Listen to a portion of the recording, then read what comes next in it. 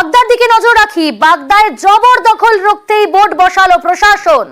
নারায়ণ গোস্বামীর হুঁশিয়ারির পরেই তৎপরতা। বেত্রাবতী নদীর ধারের জমি দখলমুক্ত করতেই বসলো বোর্ড।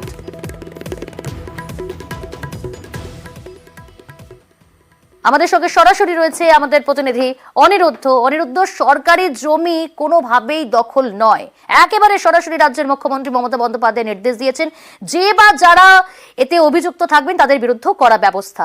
নারায়ণ গোস্বামী তিনিও হুঁশিয়ারি দিয়েছিলেন এবং তারপরে এই তৎপরতা, বোর্ড বসানো হলো প্রশাসনের তরফ থেকে। কতটা খুশি স্থানীয় বাসিন্দারা এবং কি উল্লেখ করা হলো?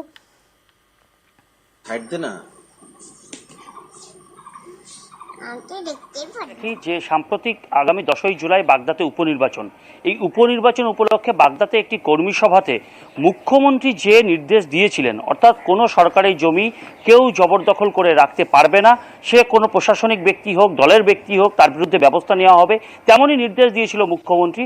সেই তৎপরতাই বা সেই হুঁশিয়ারি রীতিমতো নারায়ণ গোস্বামীর গলাতেও শোনা গেছিল সেই কর্মী সভায়। তিনি জানিয়েছিলেন কোনো তৃণমূল কংগ্রেসের কোনো নেতা যদি সরকারি জমি দখল করে থাকেন আগামী দিনের মধ্যে মুক্ত করতে হবে, না হলে পরশুদিন থেকে আমি কাজে নামবো বা আমাকে তার ব্যবস্থাপনা করতে হবে। ঠিক তেমনই বলা যেতে পারে তার হুঁশিয়ারির পরে প্রশাসন তৎপর হয়েছে। বাগদা পুরনো বাজারের পার্শ্ববর্তী হ্যারিসান রোড বলা হয়, সেই হ্যারিসান রোডের পাশে বেত্রাবতী নদীর উপরে প্রায় 40টি দোকান গজিয়ে উঠেছিল। বলা যেতে পারে জবরদখল করে সেখানে এই দোকানগুলো গজিয়ে উঠেছিল। সেখানেই তৎপর হয়েছে প্রশাসন। আগেও এই বিষয়ে আমরাই নিউজ 18 বাংলায় খবর দেখিয়েছিলাম যে ওই এলাকায় এরকম দখলদারি চলছে। ঠিক সেই জায়গাতেই আজ সরকারের পক্ষ থেকে বলা যেতে পারে বাগদার বিডিও, বিএলআরও, পুলিশ প্রশাসনের উপস্থিতিতে, ইরিগেশন ডিপার্টমেন্টের উপস্থিতিতে সেখানে রীতিমতন বোর্ড টানানো হলো যে এই জায়গা সরকারি জায়গা। প্রিয়াঙ্কা, তোমাকে একটা জিনিস জানিয়ে রাখি যে ওই জায়গাতেই পঞ্চায়েতের তরফ থেকেও একটি বিল্ডিং করা হয়েছে, তেমন দাবি তুলেছে স্থানীয় দোকানদাররা। তারা বলছেন যে পঞ্চায়েতের তরফ থেকে বেকার যুবকদেরকে এখানে পরীক্ষা ট্রেনিং দেওয়া হবে, সেই জন্যই একটি বিল্ডিং করা হয়েছিল। যদিও সেই বিল্ডিং এর সামনেও কিন্তু এই একইভাবে বোর্ড বসানো হয়েছে এবং এই জবরদখল মুক্ত করবার জন্য প্রশাসন তৎপর হয়েছে। বাগদার বিডিও প্রসূন বাবু অর্থাৎ প্রসূন প্রামাণিক জানিয়েছেন যে ঊর্ধ্বতন কর্তৃপক্ষ যে নির্দেশ পরবর্তীতে দেবেন সেই অনুসারেই তারা আগামী দিনে কাজ করবেন। এবং এ বিষয়ে নারায়ণ গোস্বামী জানিয়েছেন কোনো নেতা ঊর্ধ্বে নয়, কারণ মমতা বন্দ্যোপাধ্যায় যে নির্দেশ দিয়েছেন সেটা পশ্চিমবঙ্গ সরকারের নির্দেশ। সেখানে যদি কোনো তৃণমূল কংগ্রেসের নেতারাও সেখানে ঘর থেকে থাকে অবশ্যই তার বিরুদ্ধে ব্যবস্থা নেওয়া হবে। তিনি তেমনই জানিয়েছিলেন। মুখ্যমন্ত্রীর কথাটাই তিনি কর্মীদের উদ্দেশ্যে বলেছিলেন, এলাকার মানুষের স্বার্থে সেটাকে করা হবে। এলাকার মানুষ যদি বলে সেটাকে ভেঙে দেওয়ার জন্য অবশ্যই তার সেই জন্য প্রশাসন ব্যবস্থা নেবে, এমনও দাবি করেছেন নারায়ণ গোস্বামী। যদি অন্যদিকে বিজেপির পক্ষ থেকে কিন্তু কটাক্ষ করা হয়েছে, তিনি বলেছেন যে বাগদাতে উপনির্বাচন, সেই কারণেই নারায়ণ গোস্বামী এই স্বাভাবিকভাবে এই ঘটনায় রাজনৈতিক চর্চাও শুরু হয়েছে। অনিরুদ্ধ, অনেক ধন্যবাদ। অনিরুদ্ধ, আমরা গরিব মানুষ করে খাচ্ছি, এখন কে করলো না করলো, বিল্ডিং হাঁকালো, সেটা তো আমাদের জানার বিষয় না।